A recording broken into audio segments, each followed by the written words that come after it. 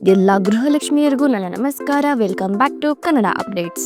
ವೀಕ್ಷಕರೇ, ಇವತ್ತು ಎಲ್ಲ ಗೃಹಲಕ್ಷ್ಮಿಯರಿಗೂ ಒಂದು ಜಬರ್ದಸ್ತ್ ಸುದ್ದಿಯನ್ನು ತಂದಿದ್ದೀನಿ.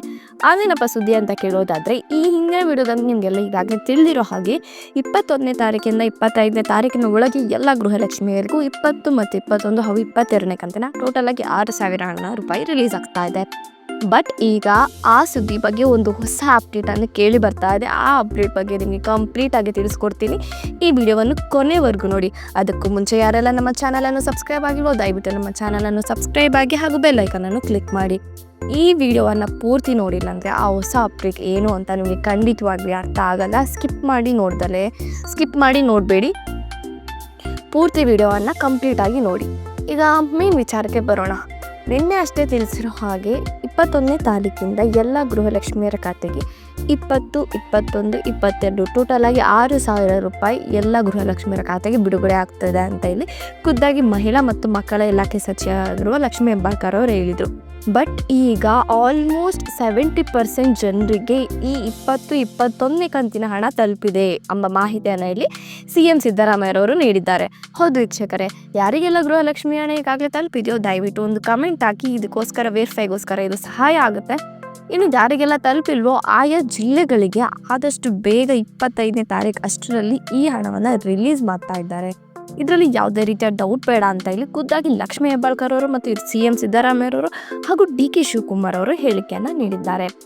ಈಗ 22ನೇ ಕಂತಿನ ಹಣ ತಲುಪಿಲ್ವಾ ಅಂತ ಕೇಳೋದಾದರೆ 70% ಜನರಿಗೆ 20 ಮತ್ತು 21ನೇ ಕಂತಿನ ಹಣ ತಲುಪಿದೆ. ಬಟ್ 22ನೇ ಕಂತಿನ ಹಣ ಕೇವಲ 10% ಜನರಿಗೆ ಮಾತ್ರ ತಲುಪಿದೆ. ಇನ್ನು 90% ಜನರಿಗೆ 22ನೇ ಕಂತಿನ ಹಣ ತಲುಪಿಲ್ಲ. ಅವ್ರಿಗೂ ಕೂಡ ಆದಷ್ಟು ಬೇಗ ಈ 22ನೇ ಕಂತಿನ ಹಣ ತಲುಪುತ್ತೆ. 25ನೇ ತಾರೀಕಿನ ಒಳಗೆ 25ನೇ ತಾರೀಕು ಸಂಜೆ ಅಷ್ಟರಲ್ಲಿ ಎಲ್ಲ ಗೃಹಲಕ್ಷ್ಮಿಯರಿಗೂ ಈ ಹಣ ತಲುಪುತ್ತೆ ಎಂಬ ಹೇಳಿಕೆಯನ್ನು ಇಲ್ಲಿ CM ಸಿದ್ದರಾಮಯ್ಯವರು ಮತ್ತು DK ಶಿವಕುಮಾರ್ ಅವರು ಮತ್ತು ಮಹಿಳಾ ಮತ್ತು ಮಕ್ಕಳ ಇಲಾಖೆ ಸಚಿವರಾಗಿರುವ ಲಕ್ಷ್ಮೀ ಹೆಬ್ಬಾಳ್ಕರ್ ಅವರು ಹೇಳಿಕೆಯನ್ನು ನೀಡಿದ್ದಾರೆ. ಈಗ ನೀವು ಮಾಡಬೇಕಾದಂಥ ವಿಷಯ ಏನಪ್ಪ ಅಂದರೆ, ನಿಮ್ಮ ಬ್ಯಾಂಕ್ ಖಾತೆಗಳನ್ನ ಆಗಾಗ ಚೆಕ್ ಮಾಡ್ತಾ ಇರಬೇಕು. ಬಿಕಾಸ್ ಯಾವ ಟೈಮಲ್ಲಿ ಈ ಕಂತಿನ ಹಣಗಳು ರಿಲೀಸ್ ಆಗುತ್ತೆ ಅಂತ ಹೇಳೋದಕ್ಕೆ ಆಗಲ್ಲ. ನಿಮ್ಮ ಜಿಲ್ಲೆಗಳಿಗೆ ಯಾವ ಸಮಯದಲ್ಲಿ ಬೇಕಾದರೂ ಈ ಕಂತಿನ ಹಣಗಳು ನಿಮ್ಮ ಖಾತೆಗಳಿಗೆ ತಲುಪೋ ಸಾಧ್ಯತೆ ಇದೆ.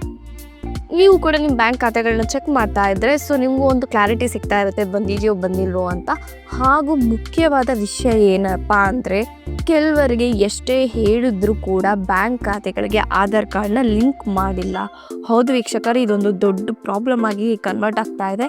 ಬ್ಯಾಂಕ್ ಖಾತೆಗಳಿಗೆ ಆಧಾರ್ ಕಾರ್ಡ್ ಲಿಂಕ್ ಆಗಿಲ್ಲ ಅಂದರೆ ಈ ಗೃಹಲಕ್ಷ್ಮಿ ಹಣ ಬರೋದಕ್ಕೆ ಚಾನ್ಸೇ ಇಲ್ಲ. ಈ ಗೃಹಲಕ್ಷ್ಮಿ ಹಣ ನಿಂತು ಹೋಗೋ ಸಾಧ್ಯತೆ ಕೂಡ ಇದೆ. ಎಲ್ಲರೂ ನಿಮ್ಮ ಬ್ಯಾಂಕ್ ಖಾತೆಗಳಿಗೆ ಆಧಾರ್ ಕಾರ್ಡ್ನ ಲಿಂಕ್ ಮಾಡಿ ಮರಿಬೇಡಿ.